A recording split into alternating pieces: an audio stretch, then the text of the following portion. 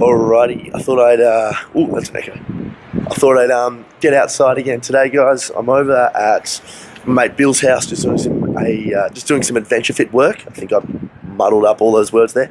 I'm doing some podcast work, and I thought I'd jump outside because he lives really close to the beach.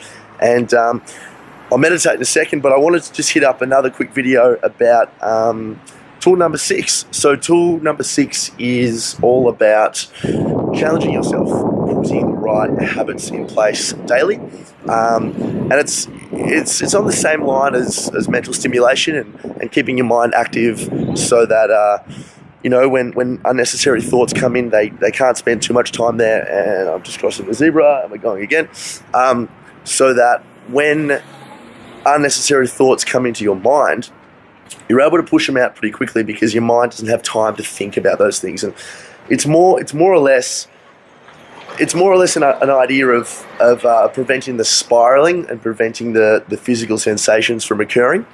I think we all know by now, or hopefully we all know by now, that thoughts are things we are unable to control, and that's a good thing. It's important for us to respond to external and internal cues in our lives. So apparently we get about sort of 50,000 thoughts daily, which is pretty insane. But I'm just going to cross the road here. But I think if we can learn to accept the fact that we can't control thought, and understand the fact that we can control our response to our thought, it's going to help us all in the long run. Fuck yeah.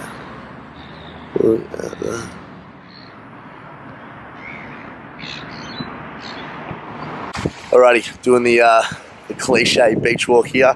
I'm not wearing any pants, and I am pretty excited by the scenery here, so this could be probably the first M-rated video I've done, which is exciting. I will be uploading it to all the necessary sites, guys, if you are keen to check it out. So just hit up Big Papa 69 and you'll find it there. So we're looking at tools and little things to prevent the spiraling.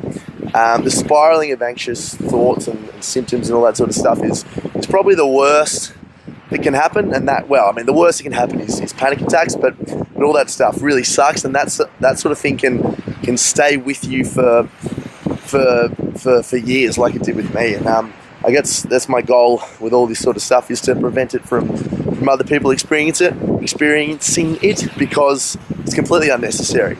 So what we're talking about today, guys, is putting the right challenges in place.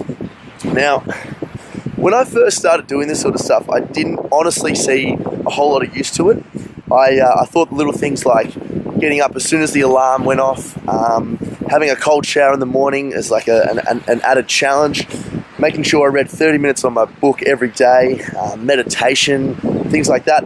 I didn't actually think they would help me, but the latter was evident. It was amazing how much they did. And I didn't know, I thought I was just filling my life up with unnecessary shit. But what I was actually doing was creating habitual changes in my mind to accept uncomfortable situations. So no one wants to get up early when the alarm goes off. No one wants to have a cold shower.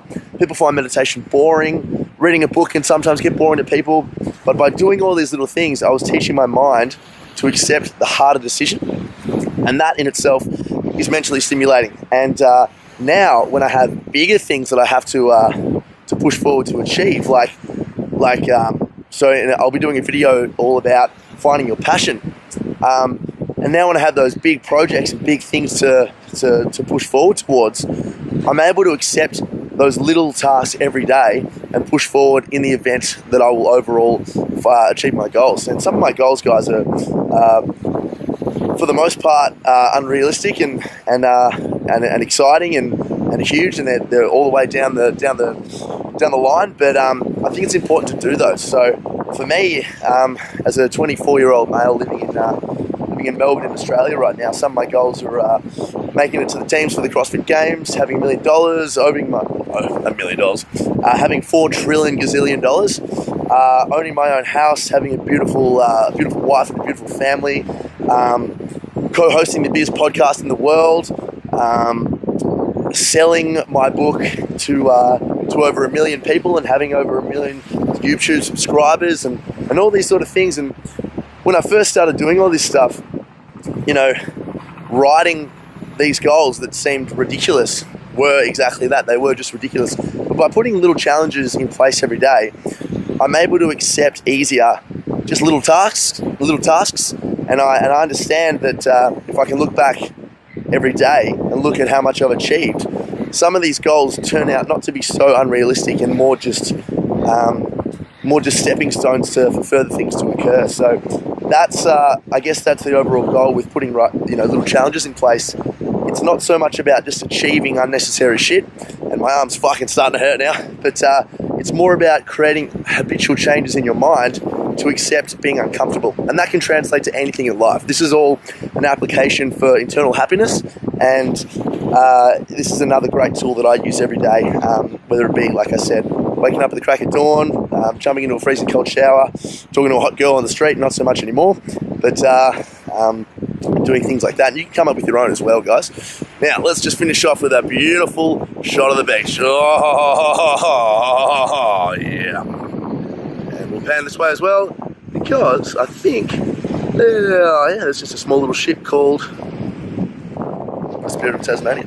All right, until next week, guys. Bye.